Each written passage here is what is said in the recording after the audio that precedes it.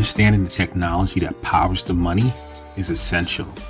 Knowing the business drivers that inspire how the money is made is crucial. Bridging the gap between the mind of the technologist and the mind of the business is monumental.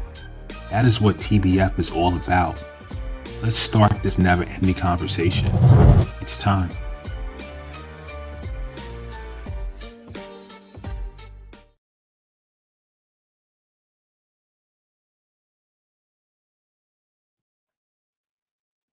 We are back for another episode of the Tech Behind FinTech. Today's topic, decoding SOC2 for FinTech, insider tips from a CPA auditor. I am excited to welcome my guest, Jack Shadle. How are you doing today? I'm great. How are you? Have you had a good week? I'm doing very well. For me, the week has been a little bit hectic, doing a lot of things, but that's life. But everything is going well. What about you? How's your week going? It's good. No, yeah, it's missing not doing a SOC 2 for Neokova, but we'll get through it. It's fine. I hear you. I'm happy we got through that project. Let me introduce you so our guests can know who you are. Today's guest is Jack Shadle, and I'm pronouncing your name correctly. I just want to make sure. Yes, you are. Excellent. I'm real sensitive to name pronunciations. Growing up, I was born in America, but my name's Nigerian descent, obviously. So I was having a lot of teachers had problems. So I'm very sensitive to that when I'm pronouncing others' name. No, you pressed it. Jack is a senior audit associate at Sensiba San Filippo, specializing in SOC 2 Type 1, SOC 2 Type 2, and HIPAA audits. He is well-versed in GRC tools like Drata, Vanta, and SecureFrame, and has experience guiding clients without audit software to meet SOC 2 and or HIPAA standards. Jack's expertise extends to frameworks such as SOC 1 and ISO 27001. Prior to his current role, Jack worked in the health technology industry, focusing on governance, risk, and compliance, and assisting his firm in preparing for SOC 2 endeavors. He holds a bachelor's degree in business information systems with a minor in legal studies from Illinois State University. So thank you. First of all, thanks for being a guest. I have to say, man, you have $1 million smile, man. Your profile pic, man, it is $1 million smile. And when I first met you, I was like, this guy's smile is infectious, man. Yeah, get it from my mama. That's awesome. That's awesome. You don't have to get it from somewhere. All right. So those who don't know, just tuning in. We're the Tech Behind FinTech. We are streaming live from a few platforms. Let me just get the housekeeping out the way. Facebook, LinkedIn, YouTube, Twitch, and we also have a stream going from Instagram. Those joining on Instagram and other platforms, thanks for joining. And we wave to some people on IG. So on platforms, Facebook, LinkedIn, YouTube, and Twitch, if you're viewing from those platforms and you want to have a question, make a comment, add that to the video. From Instagram, we'll just see it and we'll post it. The Instagram doesn't integrate with the platform we use, StreamYard. But if you but we tag techbehindfintech.com, or you can get our live links if you want to put a comment and be part of the video. So now that housekeeping's out the way, we accept all comments and we love questions, interaction from the audience. So feel free to do so. Okay. So how our show works, right? Today's topic, like I said, is decoding SOC 2 for FinTech, insider tips from an auditor, a CPA auditor. Before we get into our main topic, as we know on the show, we like to cover a current news event. So the event we're going to talk about today, Apple Card's new high-yield savings account is now available, offering 4.15% APY. Those who don't know, that's like 10 times what your big high-yield savings account will offer. And very interesting stuff, right? So, what we're seeing, and we've been talking about this for years, actually, non-traditional fintechs or non-traditional technology firms taking on certain roles that banks usually do. So I think it's going to be a huge competitor for that nature. They partnered with Goldman Sachs for this offering. Want to get Jack's opinion on this. Before we do, let me just read this part. So starting this week, was April 17th, Apple Card users can choose to grow their daily cash rewards of a savings account from Goldman Sachs, which offers a high yield APY of 4.15%, a rate that's more than 10 times the national average. With no fees, no minimum deposits, no minimum balance requirements, users can easily set up and manage their savings account directly from their Apple Card wallet. Jack, what are your thoughts on that? That's pretty sweet. Yeah, I think what's happening in the space is pretty awesome, and just the fact that they can have that kind of rate available to you is just it's exciting. I know that it's obviously not Apple's first product, so they've been in Said it's not. I missed that part. What did you say? it's obviously not Apple's first product. They've been in the game for a while, so Of course, of course. So yeah, so we talked about different products around Facebook in the past, through WhatsApp offering fintech type services that are competing with banks. So found that interesting. Now jumping back into our topic, what we want to discuss is decoding SOC2. So the thing is, having you on is great. So for those who, just give some background, right? For this month of April, we've been talking about SOC 2. We just want to dedicate a month to it, jumping from various aspects. We talked to the overview was week 1. We got into technology automation week 2. Now week 3, we wanted to talk to an actual CPA auditor. Here's the thing, right? With SOC 2, and Jack's going to go into it, but I just want to give some background. When you actually have to do the report, it has to come from a CPA auditor. Now, from a technology perspective, people like me, I help companies get prepared for it and help them get set up, whether it's integrations and so forth. But the actual report has to be done by a licensed CPA auditor. So we wanted to bring Jack on to really get that perspective, that behind the scenes perspective of what the CPA is looking for, what's their process, and really dive into questions from his perspective. So that's want to give some background on that. So let's kick off with a question. Can you provide an overview of SOC 2 compliance and its significance for fintechs? sure. So SOC 2, it stands for Service Organization Controls, and that is it's a attestation on a company's security controls and overall internal control environment.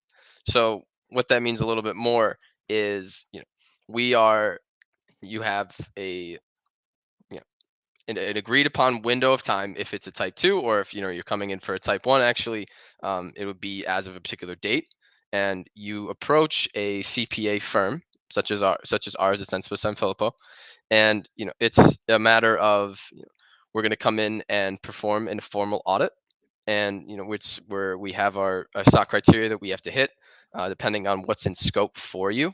Every engagement is going to be different in that way. It's a matter of aligning what your company environment is to the SOC 2 criteria, and it's just like I said, it's an attestation on kind of the overall IT environment of an organization. So we're looking at your in scope prod environment. Your cloud host provider, that is. We're looking at and kind of drilling into that, the encryption side of things, firewalls, network configurations, monitoring alarms, logging. We're looking at change management side of things. We're looking at how you're bringing on new people, how you're terminating people who need to leave your organization. So yeah, it's the larger kind of IT environment, and it's also an inspection of policies and procedures, actual processes, documentation, the whole 9 yards. No, thanks for that. I mean, it's important to note, right? Like, from a regulatory standpoint, it's not SOC 2 is not there where it's okay. This is a regulatory thing that you have to do, but from a peer standpoint, like there's some companies that you do business with, they're looking for that.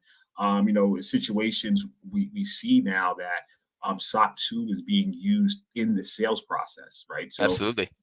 Some fintechs are trying to do business, third parties are trying to do business with fintechs are trying to partner with bigger banks, and it's like, do you have your SOC 2? So, and we talked about this, throughout this month, and it's a situation where you might have a better slightly better product where it's like, okay, we like your services better, but the company who's number two may have the SOC 2, and your customer may go for that because Mhm. it's just, obviously with the breaches going on overall in the world, people just want to have companies that are Yeah. secure, especially And when you have to yeah. right? And similar to any kind of audit you could get, whether it's Sarbanes-Oxley or whether, insert whatever framework we want.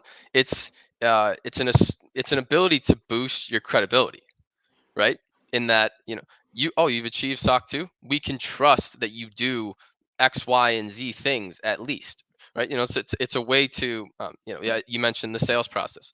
That's a really big thing that, um, somebody coming to you who wants to do business with you, and they can realize that you have these particular controls in place, and it's been, validated by an accredited firm.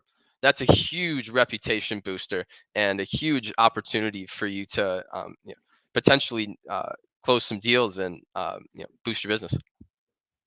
And it's important to mention, right? Because you mentioned attestation. So, there's certain frameworks that you can go through and just say, you know what, we've done it. We basically sign off that we've done it. Mhm. In this particular case, having that third party, which is, someone in your position, like from an audit perspective, I think Absolutely. it adds more validity to the actual certification. And I always was confused about this when describing SOC 2, from a company's perspective, do we call it a certification? Do we call it we're SOC 2 compliant now? I, me personally, even though I've been in, I've been doing it, I've always the Even though you nomenclature have one. yeah, like I know, right? Like helping companies get there and Yeah. stuff like that. So I've always wanted to. Can you help me with that? Yeah. So it is not a certification. So it's one of our favorite questions anytime we see somebody advertising that, oh, we have a SOC 2 certificate now. That's, do you really know what you're talking about? Yeah, so that's one of those. It's an attestation. It's a SOC 2 attestation coming from the larger AICPA guidelines. And, but furthermore, saying you're SOC 2 compliant is totally a fair statement. But Okay. yeah, that you're certified, that's not the right verbiage. SOC 2 compliance to right purpose. Thanks for that. Now that we're getting into misconceptions, let's another question. What are some of the SOC 2 misconceptions that you've heard throughout your experience? Yeah, the big one is definitely the certificate versus attestation debate, which we just quashed. And I suppose another would be, you know, hey, I need to get a SOC 2. What do I need to do to get it? Like Mm, I don't like that question per se, okay. because I feel like maybe in anything that you do, right? What do I need to do to get this? I don't like when somebody frames that question because it sounds like you're trying to just check a box. And when Mm, you look at the larger SOC 2 framework, it's I mentioned before that no two engagements are going to be the same. And everybody has a different internal control network. Everybody has different policy procedures. Everybody does things just a little bit different, especially in the fintech space. Those processes are very different than somebody, who's just a normal SaaS application. So, just trying to, maybe demystify the framework and say, this is, it's, this is a real engagement. This is a real audit. Um, you know, we're not just going to fit your criteria. We're not going to fit the criteria under your environment. We're going to see what do you have in place and how can you apply that in order to meet the criteria and meet all of the points of focus that the AICPA puts out. So that's something but that that's something I like to quash right away is you reframe it from what do we need to do to how can we make this work for us. no, and that's a great point because in talking to different fintechs and so forth, let's be honest, right? If a customer is telling the sales guys or the CEO, listen, we need you to have a SOC 2. The question they're going to ask, right, is what do I need to do to get it, right? So Yeah, they're yeah, going to come to the expert who are like, what do I need to do to yeah, get it? So yeah, I get why that question would annoy you when asked when it's the thousandth time that yeah. someone has asked that. But from their perspective, it's like, okay, I our see it, and our customers are that's why I saying we went. need this. What do Yeah, we need to do? that's why I went the reframing route and try to make it a little nicer. Yeah. So Okay, no, that I like the reframe. No, so I can see that those being the biggest misconceptions. And audience members, if you have questions, please feel free to jump in at any time. You know, and let's follow that thread that you just want to unleash, right? Basically, how can I take my current processes and things like that, and how do we make SOC 2 work for us, right? Now, if someone were to come to you with that, how would that work? And let's say now you have someone with great. Let's go two different scenarios, right? One organization. Let's go the easy route first, right? One organization, great policies in place. They have continuous monitoring. They their security structure is, their different policies, procedures, everything is well defined and so forth. Now they're coming to you and saying, listen, Jack, we don't have SOC 2, but we're really confident in our posture. We have procedures and policies for everything. We have certain people in place. What do we need to do to make SOC 2 work for us and fit the framework into our policies and procedures? How would that work? Yeah, so this scenario that you suggested is obviously the one that I would prefer, because you look at, yes, there are certain SOC 2 criteria that you need to hit in order for us to be able to assess your environment and furthermore be able to deliver a validated opinion. But with that, hold on, sorry, lost my train of thought for a sec there. It's all good. Yeah, no. So so obviously there's criteria to hit, but it's intentionally vague in that we never want to ask you to explicitly, SOC 2 criteria, for instance, is not going to explicitly say, oh, you need to have a penetration test in order to pass, right? So it's more a reflection on your policies and procedures, and are you doing what you say you do? Because we don't like so much to say that, right, you don't explicitly have to do something, but what is your organization capable of in order to meet these points of focus? And so whatever form that ends up taking, whether if we keep on the penetration test angle, if you don't do that and it's kind of just more vulnerability scans and internal security scanning that gets you by and allows you to mediate the risks that are kind of front facing, then that's great. And what you mentioned, having great policy procedures, that's something I wanted to hit on, because that's a phenomenal place to start, because you have solid policies and procedures that's going to filter down into everything you do. And if you have well-defined processes and you have timelines and you have you're going to make it very difficult on yourself to say, oh, we just forgot to do such and such this year. So it's just that tone at the top and having a great base to work from, instead of just saying, if we go back to what do I need to do to pass SOC 2? Oh, you need to complete X, Y, and Z, and you're kind of just trying to drag and drop and copy and paste and try to just get random tasks done, as opposed to this is our process. We have these policies and procedures in place that state that we're going to be responsible for these activities at these certain such times. If it's an annual control, if it's a semi-annual control, it's a monthly control, it's a weekly control. You're set up to complete those things and have it make sense for your processes and operations, have it feel natural, right? Before I get into the second scenario, right, I want to touch on something that you said, because you have your pet peeve, and here's my pet peeve.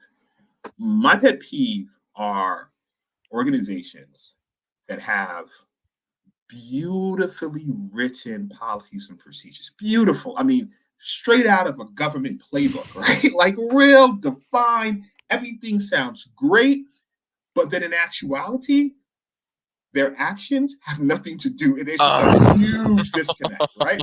That's my pet peeve, right? Because I'm like, yeah, that's the worst. It's a simple policy, but you're actually doing what you say you're doing, rather than this novel, this great. It's like a white paper on policies, right? It's like, oh wow, everything looks great, but then when you actually, okay, but how does it work?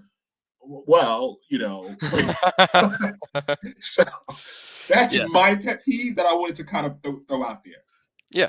That's something I was having a conversation this morning with a client who's do we need to complete user access reviews on an annual basis or a quarterly basis or a monthly basis, this and that. Well, I'm like, well, the SOC 2 criteria says you have to do it at a minimum annually. But what does your policy say? I'm going to go off of what your policy says, not based on what the criteria is telling me that you should do.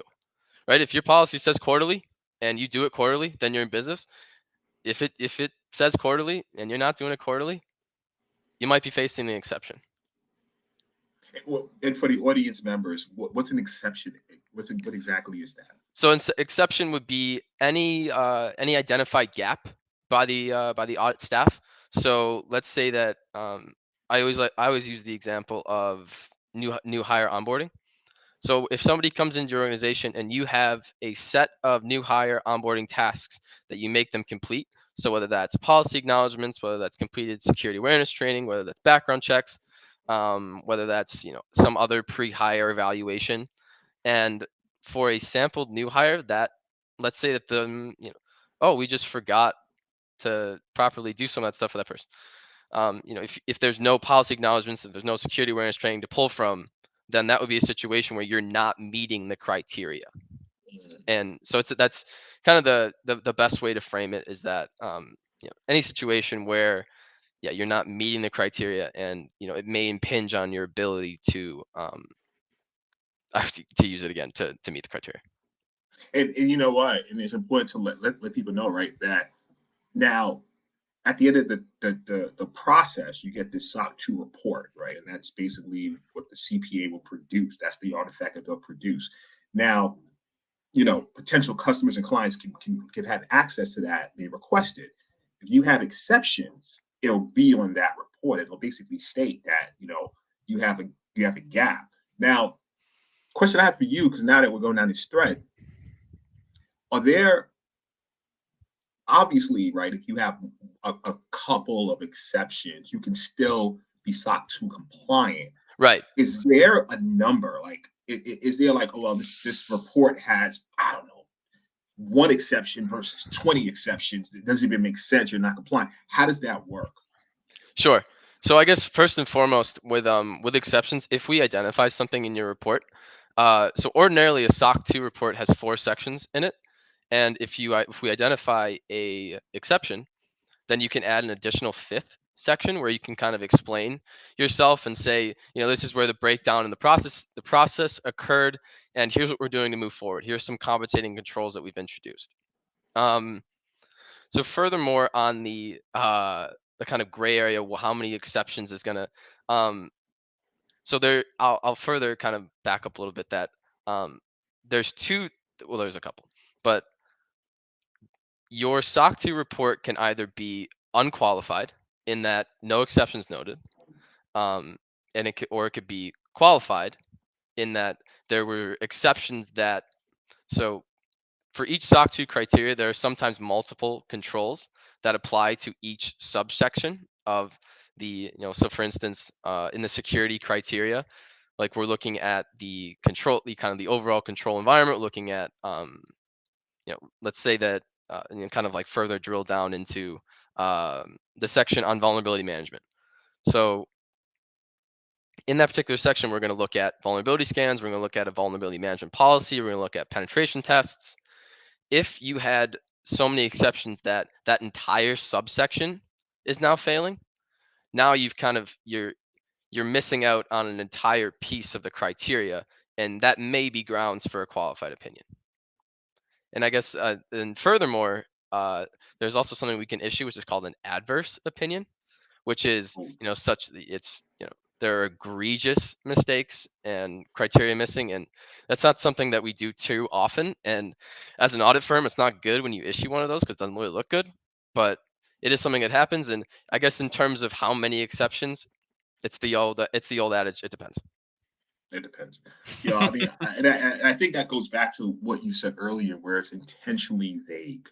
Because that, in going through different SOC 2 processes, that's what I found. That's why, in helping organizations prepare for it, I'm always back and forth with an auditor or someone like yourself, Yeah, or you in particular, like going back and forth, like, okay, what does this mean? Because exactly. it's almost that translation part Yeah. that's needed. So from I'm a technologist, so I'm now, okay, we have this in place, but how do we frame it, or does this work? Yeah. Because obviously you don't want exceptions in your report.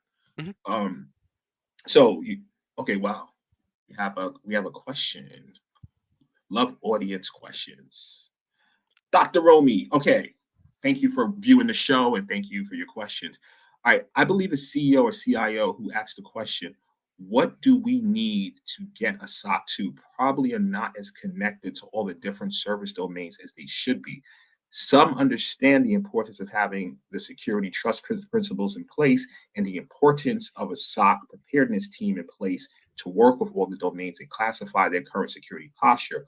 All these happen before inviting a third party to perform the SOC 2 assessment. Prepare your business.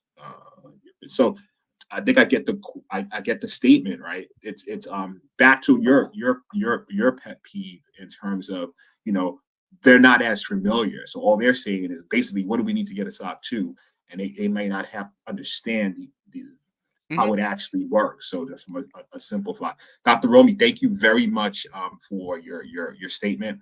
Really appreciate feedback Yeah. from the And I audience. guess, sorry, just to like maybe further close out on that comment there.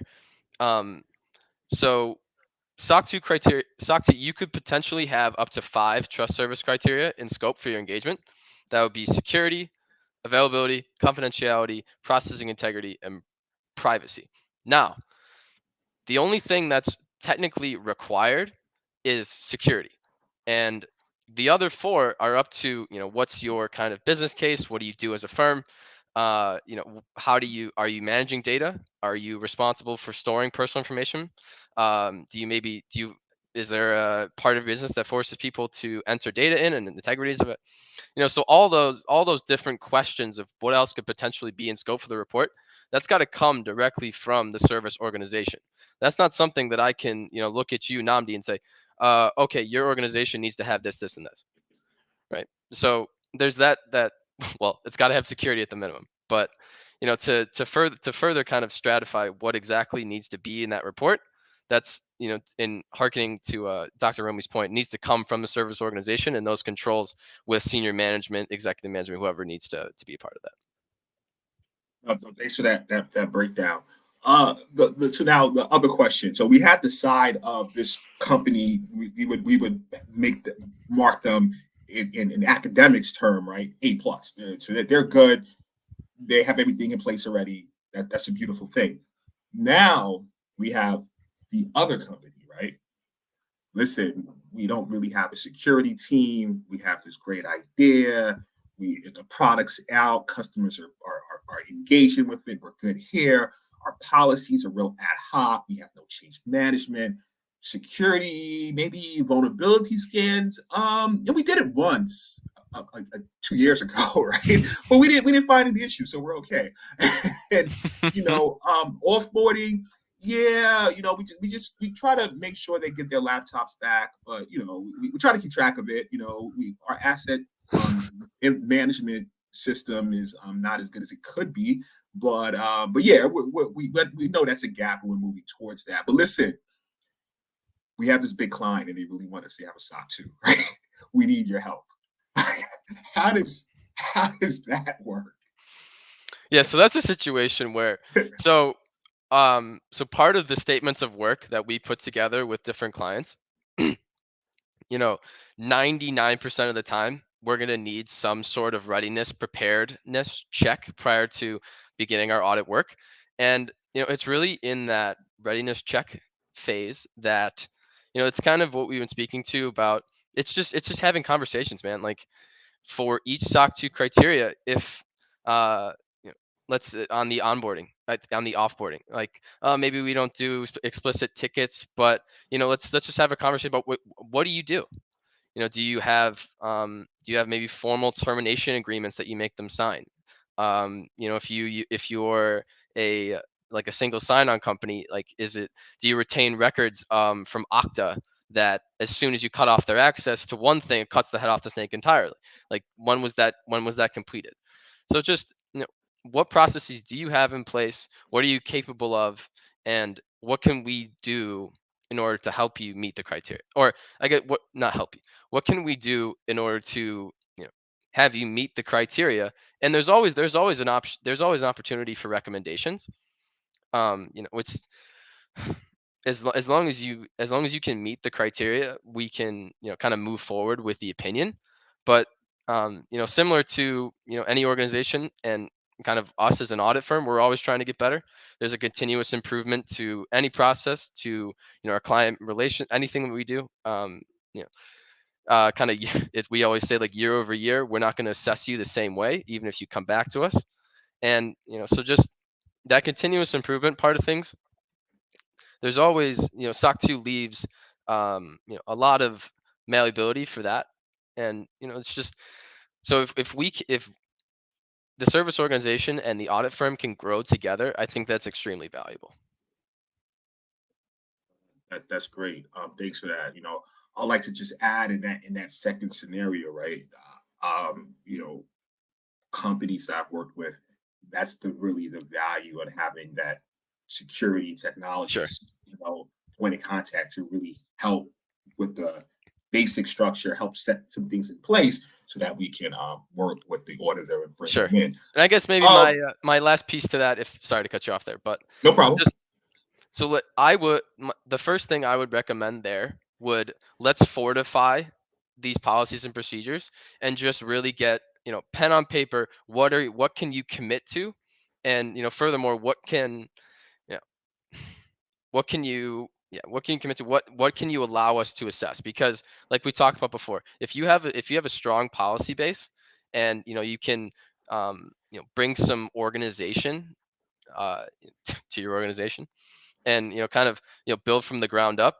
I just, starting with good policies and procedures is, the one is for me the best way to get your preparedness up. Because, and especially in a type 1 environment, since we can leverage policies and procedures so heavily, if just having good policy procedures it'll probably get you like 90% of the way. That's awesome. Advice actually. So let's jump into this question around timelines because when I talk to different organizations, one of the things, depending, so I have scenarios in which I'll get, I listen, we need to get SOC 2 in place. It's preventing us from expanding our customer base. What do you recommend? And when I hear those scenarios, I'm like, okay, what are your timelines? What are you trying to accomplish? And I'm saying, okay, you know what? My recommendation in those scenarios, usually, especially if it's pressing, I say, let's get a SOC 2 type 1 in place first because it's a point in time. Then you can show the customer, the potential client, listen, we have this in place, and then give them an overall, we're shooting for our SOC 2 type 2. Here's our roadmap for doing so. This way we can kind of structure it because at the end of the day, we're now using it as sales enablement. I want to ask you, for the audience, what are timelines with that? What are timelines? First of all, what's the difference between the SOC 2 type 1 versus the SOC 2 type 2? And what are general, obviously it depends on the organization, but high level general timelines for achieving each? Mhm. Right. So first and foremost, so a SOC 2 type 1 is, as you stated, it's an attestation of the SOC 2 criteria at a particular point in time. So let's say that, um, your review, we call it review date, as of date, um, either way. So we've decided that your SOC 2 type 1 is going to be as of April 21st, 2023. So every, anything that's going to happen tomorrow, we're not going to worry about it. And it's really just, as of this particular day, do you have these processes in place? So it could be, I've seen sometimes where, um, clients are writing policies and procedures like the night before, and it's just I kind of raw dogging it in that way. But it's a reflection of what's the makeup of your organization as of a particular day. And so in a type 1, we are usually relying pretty heavily on your policies and procedures.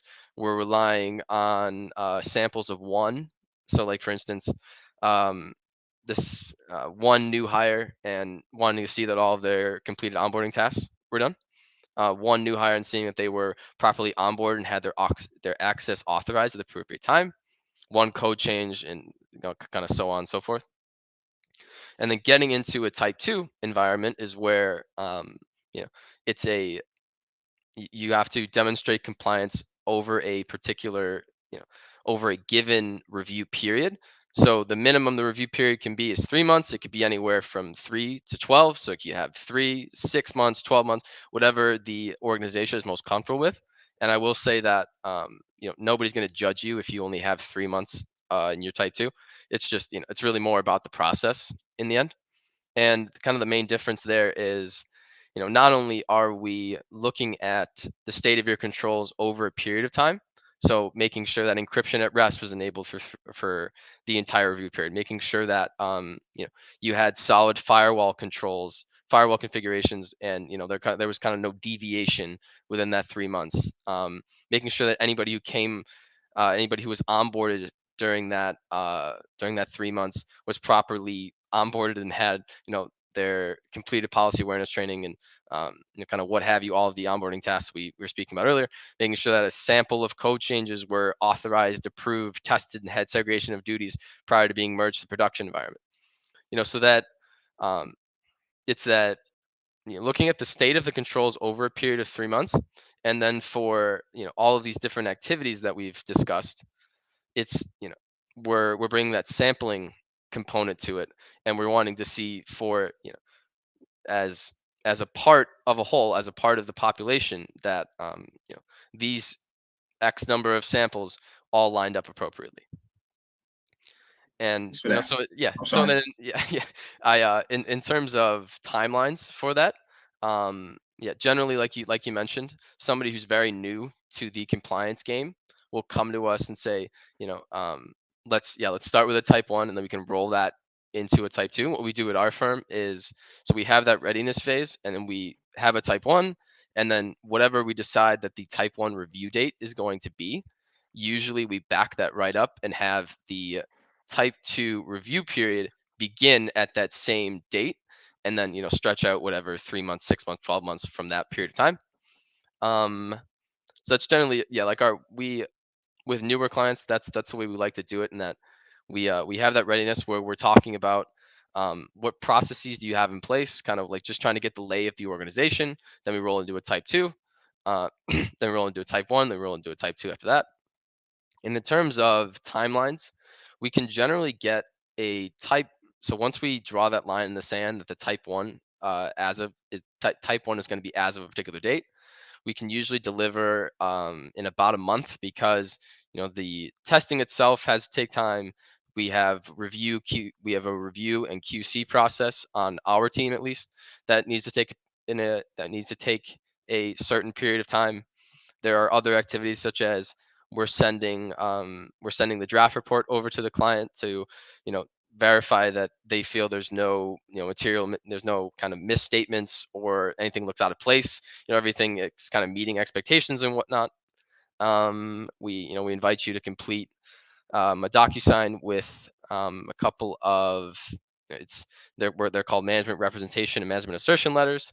So basically asserting that you've disclosed all material facts and evidence to us, and that you feel the description of your environment and the controls you have in place are either suitably designed or have no, well, okay.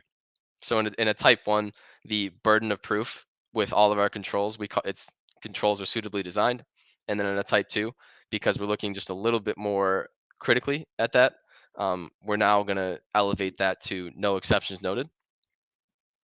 So yeah, we to kind of get back on track with the timelines piece, we can generally get a type 1 report out in a month, and then similar type timeline for a type 2, depending on kind of the responsiveness of the client, if there are any lingering requests for additional evidence and whatnot. So it depends a little bit, but if somebody like yourself, Namdi, who's very responsive and provides great evidence from the start, we can generally get those out a little bit quicker. First of all, we have to acknowledge that plug. Thank you very much for that plug. I really appreciate it. I think we need to take a time out and acknowledge that plug. Definitely appreciate it. Everybody part of Neocova, a question that came up came up before, and I have my own opinions on it. I'm going to get your opinion, and then I know we're getting close to time. I don't want to keep you, but this question came up: how does SOC 2 compliance impact the overall cybersecurity posture of a fintech company? How does it affect? I have my own opinion. I want to get your opinion first, and then I'll shoot. How does it affect the overall? How does it? The question came up. How does it impact the overall? Or we can rephrase it, or like if a person SOC 2 or a company is SOC 2 compliant, does that mean that their overall cybersecurity posture is I don't know, relatively strong? Yeah, you can look at kind of the other large compliance frameworks out there. You mentioned HIPAA, you mentioned ISO 27001, you met some of the privacy frameworks that are out there like CCPA and GDPR. All of them are kind of, I think ISO 27001 is a little bit more advanced, and then you look at HIPAA, which is kind of like a different you're kind of the controls are a little bit different because everything is under the veil of EPHI and whatnot. But it's a pretty well respected attestation across the country. And we have a lot of international clients at SSF, and they're going for SOC 2. So it's just it's exciting to see the the reputation of the attestation becoming more accredited, not only here in the US, but also we have clients all the way in, we have clients in India, we have clients in Japan, we have clients in Ukraine, we have it's just it's cool what's happening in the space. Oh, that's awesome. So from a security standpoint and looking at it, I think when you start looking at a lot of breaches come from low-hanging fruit. And I think definitely with the controls in place, you definitely differentiate yourself from other organizations that may not have a sophisticated control framework in place. But from now looking at from a technical perspective, I think that sometimes when you just have that in place, but we're not talking about application security, we're not talking about DevSecOps, we're not talking about the whole shift left concept of your software. When getting deeper into the weeds, there's still a lot of room for that organizations can strive for. So I think sometimes a big misconception and this is now, I have the security hat on. I think it's a big misconception with, okay, we're SOC 2 compliant, our security is done. And I think there's so much more to do and keep growing towards it. It's like exercise, right? And trust me, I'm what they call, like, I do gym rat, I like, jujitsu, I'm into all that stuff. And I can't say, okay, I've exercised X amount in my past, I'm done now. And I'm just going to be in phenomenal shape for the rest of it. It doesn't work that way. It's like I have to keep making deposits on a daily basis. And I think sometimes organizations miss that point. Yeah. And, I think that, well, not only the fact that you have to renew your SOC 2 every year, but, I in the spirit of what you were just bringing up, like to be able to, I know that there's a great control framework out there called NIST. I'm not sure what the exact acronym stands for, but that's a great way to approach like risk management and vendor management and whatnot too. And there's also things out there like OWASP, which is it's a way of kind of like secure, making sure that you're hitting best practices in your change management. And so I think the SOC 2, which is kind of looking at the broader IT environment, and then you can kind of drill down with what you were speaking to, where we're gonna do this. We're gonna take this approach to risk management, and we're going to examine our risk items in this particular way.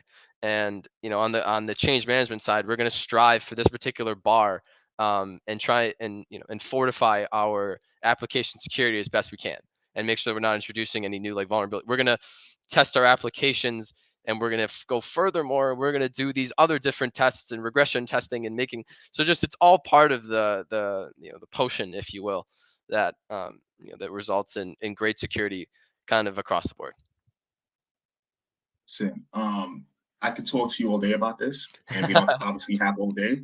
So I'll conclude it with that question, and I want to thank you for being a guest on our show. I want to also ask, how can people get in contact with you? With me, have you shared? Do you share out emails via the show, or? You could, whatever you want. I mean, if Yeah. you want 1,000 emails, go for it. That's why I always ask the guests, if you want LinkedIn, whatever you want, man. Yeah, sure. I know that LinkedIn was kind of a big part of. I know you shared out that profile, and you mentioned I'm on Twitter, Instagram, if you wanted to partner with me there. But I think LinkedIn would be a great way to keep it professional. And yeah, I think that's yeah, I yeah. And I guess maybe I serve as a proxy for the entire SSF team, in that there's a lot of really talented people who are who have been in the game a lot longer than me at our organization, and I'd be happy to connect anybody who wants it, with kind of our larger team. And that's but happy to give them a little information, help everybody meet their compliance goals. I know, that's excellent. Today's show was sponsored by Strategic Generation, offering pen testing, cybersecurity, SOC2 preparedness services.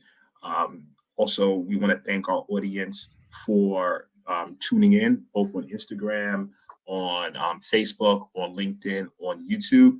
Every week, we're here live at 12 p.m. Eastern Standard Time. This whole month of April, we went to just get SOC 2. A lot of questions came up with SOC 2, so we just said, you know what, we're going to do a month and hit it from different aspects. Next week's episode is going to be more of a Q&A, that questions that came up that we might not have answered throughout the month, and then that'll wrap up our fourth episode on SOC 2. Jack, you are officially a friend of the show, So you're going to be invited to when my friends of my show, when certain things hit the news or certain things come up that falls under your area of expertise, we'd like to bring them back on to help break it down. Yeah. Because once the conversations like this and we just keep talking and talking and talking, we're just flowing, it's like, you're a friend of the show. I can't get everything I want out in this one episode. So we definitely have to bring you on in the future when things arise and your availability permits. Really, really want to thank you for joining. And the show and being a guest today. And it was I love this conversation. I took away some notes from it.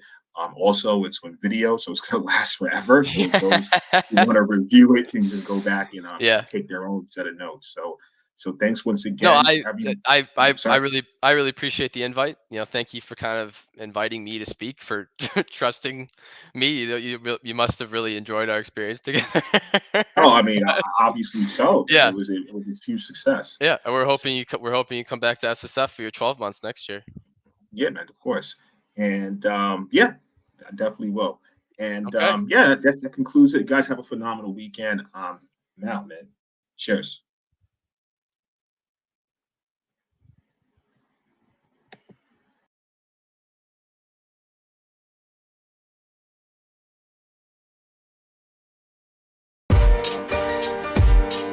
Understanding the technology that powers the money is essential.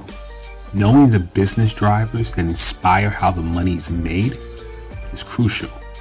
Bridging the gap between the mind of the technologist and the mind of the business is monumental. That is what TBF is all about. Let's start this never-ending conversation. It's time.